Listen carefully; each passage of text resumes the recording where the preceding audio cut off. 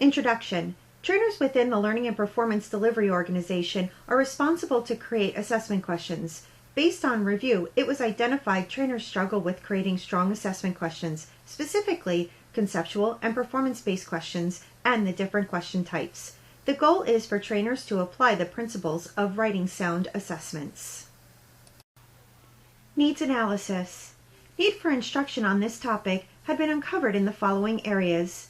Area 1. During an audit, it was uncovered assessment questions are not measuring the objective behavior and degree.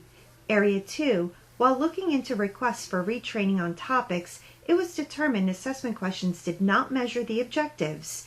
And Area 3. Assessment questions did not measure the behaviors set in Level 3 evaluations. Learner demographics. First area explored, trainer experience. Learner demographics. Second area explored, education experience. Learner demographics. Final area explored, generational diversity. Learner persona. Our trainer MaryBeth is new to training. She is very spirited and is usually the first to volunteer to help. However, this enthusiasm can lead to mistakes because she jumps to a solution before exploring the problem.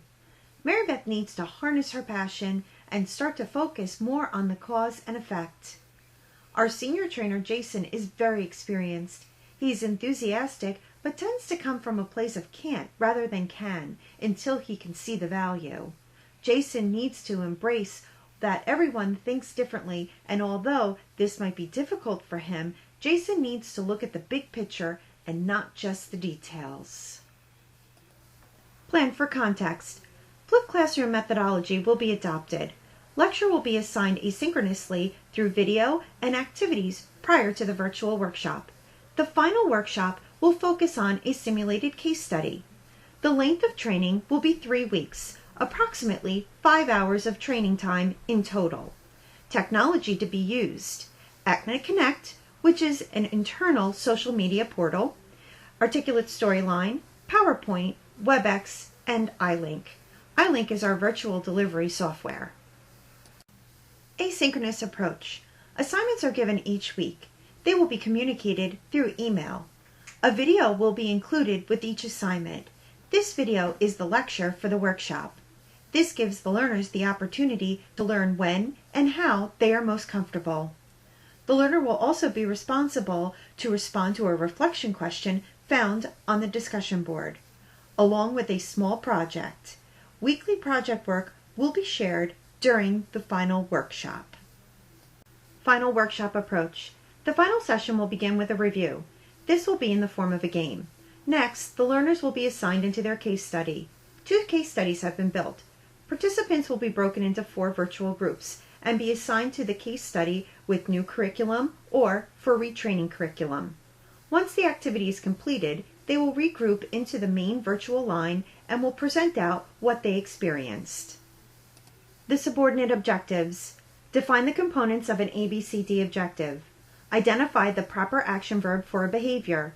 Determine the domain of the action verb within Bloom's taxonomy. Explain the different question types.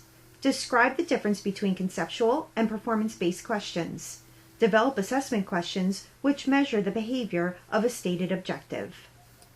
Informal objectives. First, define the components of an ABCD objective. Next, identify action verbs for the behavior and the domain within Bloom's taxonomy. Explain the following question types: true and false, multiple choice, fill in the blanks, and essay. Describe the differences between conceptual and performance-based questions, and finally, developing a sound assessment question. Module design. For this curriculum, there are 2 module design components. First, the asynchronous design, then the design for the final workshop. Learning task diagram. The learning task diagram has been broken into the span of the 3-week workshop. Week 1 covers the ABCD objectives. Week 2 focuses on measurable assessment questions, and Week 3 focuses on measuring the learner knowledge through simulated practical application. In conclusion, my goal to resolve the instructional design problem was to equip trainers so they can create meaningful and measurable assessment questions. Through my exploration, I have been able to identify an additional learning gap, which is the understanding of proper objectives. By developing a meaningful program, both gaps can be successfully addressed. Thank you for reviewing.